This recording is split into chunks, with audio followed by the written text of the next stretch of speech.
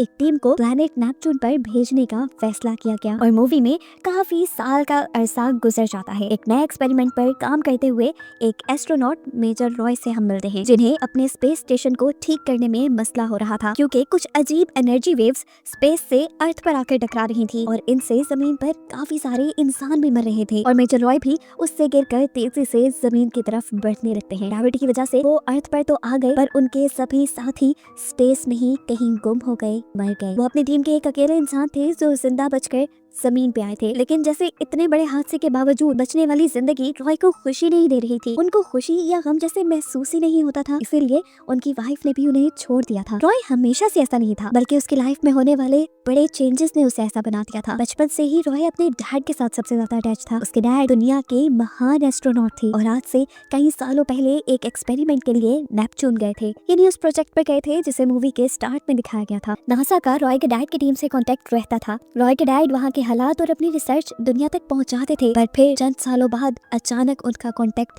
जमीन से खत्म हो गया और कई सालों की एफर्ट के बाद भी जब नासा उनके स्पेस स्टेशन का स्पेस में पता ना चला सकी तो उन्होंने रॉय के डैड के साथ उनकी पूरी टीम को दुनिया वालों को मरा हुआ बता दिया। जिस दिन के बाद से रॉय की लाइफ और भी ज्यादा फीकी हो गई। रॉय को इस टाइम उसके हेडक्वार्टर बुलाया जाता है और बताया जाता है कि जिन वेव्स की वजह से उसका स्पेस स्टेशन तबाह हुआ था वो वेव्स नेपच्यून से आ रही थी, बिल्कुल उसी जगह से आ रही थी जहां आज से कई साल पहले उसके डैड की टीम को भेजा गया था रिसर्च के लिए। नासा के साइंटिस्ट का मानना था कि वो एनर्जी वेव्स नेपच्यून में मौजूद इनका स्पेस स्टेशन ही जनरेट कर रहा है और ऐसा खुद ब खुद हो जाए ये पॉसिबल नहीं था। साइंटिस्ट की टीम को लग रहा था कि उसके डैड अभी भी जिंदा हैं और वो नेपच्यून पे कोई ना कोई एक्सपेरिमेंट जरूर कर रही है जिसकी वजह से ये सब हो रहा है। शायद वहाँ बैठे रॉय के डैड ये बात नहीं जानते कि उनके इस एक्सपेरिमेंट से अर्थ तबाह हो रही है। साइंटिस्ट बताते हैं कि उन्होंने स्पेस स्टेशन में रॉय के डैड से कांटेक्ट करने की बहुत कोशिश की है, लेकिन वहाँ से कोई आंसर नहीं आ रहा। इस सब को रोकने के लिए ये लोग एक मिशन प्लान करते हैं। इस मिशन में रॉय के साथ उसके डैड के फ्रेंड को भी जाना था। सफर उनका शुरू होता है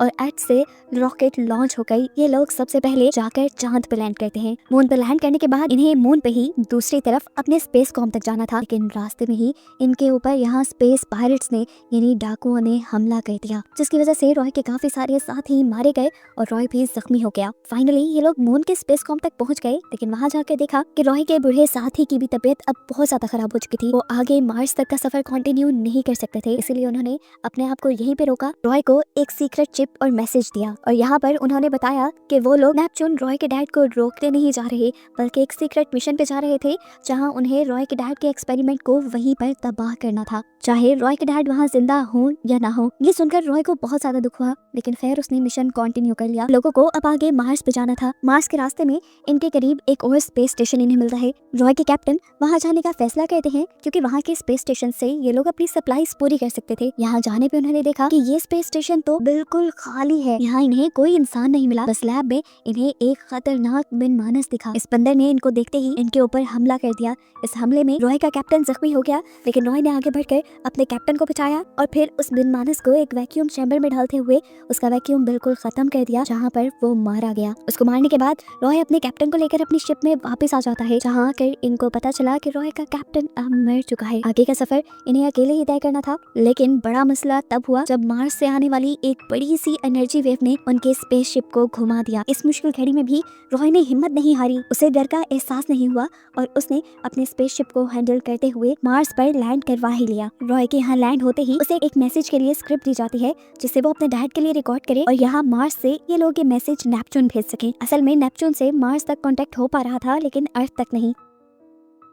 रॉय की पहली रिकॉर्डिंग नेपच्यून भेज दी जाती है, लेकिन नेपच्यून से उसके डैड का कोई रिप्लाई नहीं आता। ये देखते हुए दूसरी मर्तबा रॉय बहुत इमोशनल होकर रिकॉर्डिंग करता है। स्क्रिप्ट के बजाय वो अपनी दिल की बातें अपने डैड से कहता है और मैसेज सेंड कर देता है। हालांकि बाकी एस्ट्रोनॉट इस मैसेज को सेंड करने के खिलाफ थे क्योंकि इसमें बहुत सारे इमोशंस थे और एस्ट्रोनॉट्स की लाइफ में इमोशंस की कोई जगह नहीं। अब स्क्रिप्ट वाला मैसेज ना बोलने की वजह से रॉय को इस मिशन से निकाल दिया जाता है और वापस अर्थ पर भेजने की तैयारी शुरू कर दी जाती है। इससे पहले कि रॉय अर्थ के लिए निकल जाता, उसके किए हुए इमोशनल मैसेज की वजह से उसके डैड का रिप्लाई आ जाता है। रॉय को अपने डैड की आवाज सुननी थी, वो मैसेज सुनना था, लेकिन बाकी एस्ट्रोनॉट रॉय को वो मैसेज सुनने नहीं देते। यहाँ अब मार्स के स्पेस स्टेशन की डायरेक्टर से मिलती है। उन्होंने रॉय को पहली मर्तबा देखा था। वे पूछती हैं, क्या तुम्हें उन वेव्स के बारे में पता है जो लगातार इस स्पेस स्टेशन से और जमीन से टकरा रही हैं? तुम जानते हो उसकी वजह से मेरे काफी लोग मारे गए। रॉय उसकी इस बात का जवाब नहीं देता और जब वहाँ से जाने ही वाला होता है तो डायरेक्टर से पूछते हैं, तुम जानते हो कि तुम्हारे डैड के साथ क्या हुआ था? उसकी बात सुनकर रॉय रुक गया। डायरेक्टर ने अब उसे उसके डैड की एक वीडियो दिखाई जो काफी साल पहले उन्हें रिसीव हुई थी। इस वीडियो में रॉय के डैड सबको बता रहे थे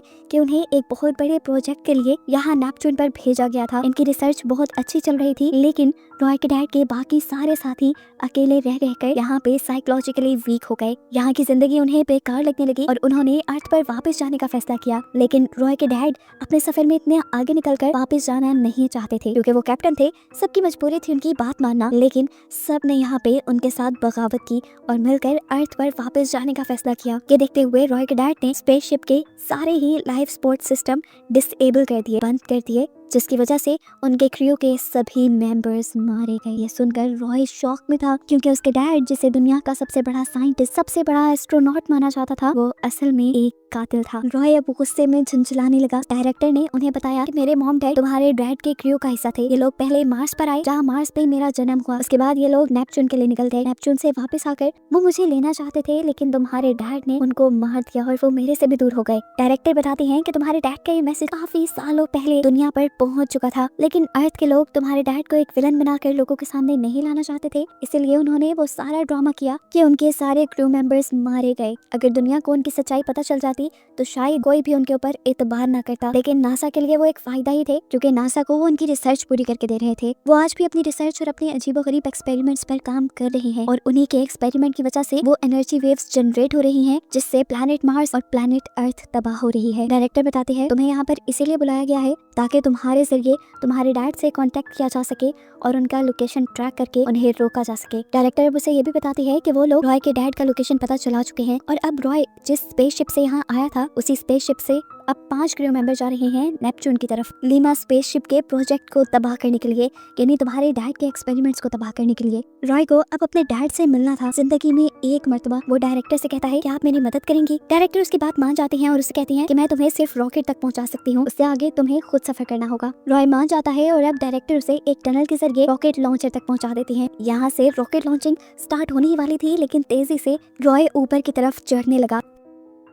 ठीक लॉन्चिंग के टाइम पर रॉय स्पेसशिप का दरवाजा खोल लेता है और अंदर आने की कोशिश करता है, जिससे स्पेसशिप के अंदर खतरे के अलार्म बजने लगते हैं। ये लोग बाहर जब चेक करने गए तो इन्हें बाहर रॉय दिखा, जिसे देखते ही इन सब लोगों ने रॉय को बेहोश करने का डिसाइड किया, क्योंकि वो इनका मिशन खराब भी कर सकता था। इस सब के दौरान इन्होंने ध्यान नहीं दिया कि स्पेसशिप का दरवाजा अभी भी खुला है। स्पेसशिप के दरवाजा खुले होने की वजह से अंदर का प्रेशर काफी डाउन हो जाता है। इन लोगों के ऑक्सीजन टैंक फट जाते हैं। ऑक्सीजन की कमी की वजह से अब यहाँ पर क्रू मेंबर्स मारे जा रहे थे, लेकिन रॉय अभी तक जिंदा बचा था क्योंकि उसने स्पेस सूट पहना हुआ था। अब उसने अपनी स्पेसशिप का दरवाजा बंद किया और कंट्रोल डेक की तरफ चला गया। वहां जाकर उसने अर्थ पर यहाँ इस स्पेसशिप में होने वाला सारा वाकया बताया और नेपच्यून के लिए सफर शुरू कर दिया। इस पूरे सफर में वो काफी डिप्रेस रहा था। वो अपने डैड को क्या समझता था और उसके डैड कहाँ निकले, वो तो उसे भी छोड़ गए थे। अपने डैड के वीडियो क्लिप्स देखते हुए उन्हें वीडियोस में उसकी वाइफ भी आ गई, जिसे देखकर उसे दुख का एहसास होने लगा। वो सोचने लगा कि वो ऐसा क्यों है, उसकी जिंदगी में इतना अकेलापन क्यों है। ये सब सोचते सोचते उसे रियलाइज होता है कि उसका ये अकेलापन सिर्फ उसके डैड के दिए हुए डिप्रेशन की वजह से है। उसके डैड के जाने ने उसको मेंटली अनस्टेबल कर दिया था, जिसके बाद से उसने अकेले ही रहना शुरू कर दिया और किसी के साथ भी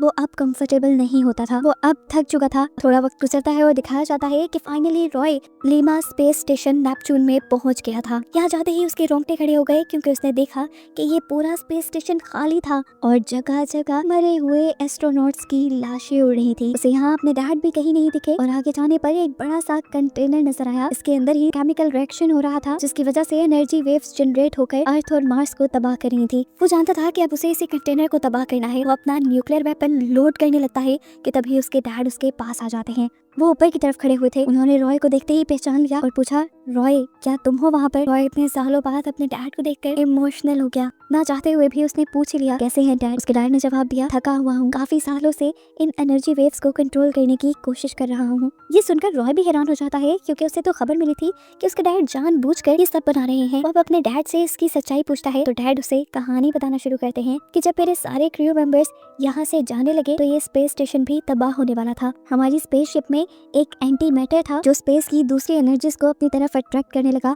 और फिर इसके अंदर से बहुत बड़ी एनर्जी वेव्स निकलने लगी। इन्हीं वेव्स की वजह से मेरे सारे क्रू मेंबर्स भी मारे गए, लेकिन मैं बच गया और इन वेव्स को कंट्रोल करने की कोशिश में लग गया। उसकी बात सुनकर रॉय हैरान होता है और उनसे कहता है, आप परेशान मत हो डैड, अब मैं आ गया हूँ। अब मैं सब ठीक कर दूंगा, ये सब ठीक करके हम दोनों अर्थ पे चलेंगे। लेकिन उसके डैड ने ये सुनते ही मना कर दिया क्योंकि वो अर्थ पे जाना नहीं चाहते थे। उसे बताते हैं कि अर्थ मुझे कभी भी अपनी दुनिया लगती ही नहीं थी। वो हमेशा से स्पेस में आकर स्पेस की चीजों और एलियंस के बारे में रिसर्च करना चाहते थे। वो बताते हैं कि स्पेस मेरी पहली प्रायोरिटी थी, इसी के लिए मैं अपनी वाइफ, फैमिली, तुम्हें और पूरी दुनिया को छोड़कर यहाँ आ गया। मैंने तुम्हें ज्यादा प्यार भी इसीलिए नहीं किया क्योंकि मैं जानता था कि अगर मैं तुमसे अटैच हो गया तो मैं यहाँ पर नहीं रह पाऊंगा। रॉय उनकी बात सुनकर थोड़ा सा इमोशनल हो गया क्योंकि जिससे वो इतना ज्यादा प्यार करता था, आज उसके वही डैड उसे कह रहे थे कि वो उससे प्यार नहीं करते। रॉय यहाँ उनसे कहता है, आप नहीं, लेकिन मैं आपसे प्यार करता हूँ डैड, इसीलिए मैं आपको अर्थ पर लेकर जाऊंगा। ये कहते ही वो अपना न्यूक्लियर वेपन लोड करने लगा जिससे वो एंटी मैटर को तबाह कर देते और अपने डैड को लेकर वो यहाँ से वापस आ जाता।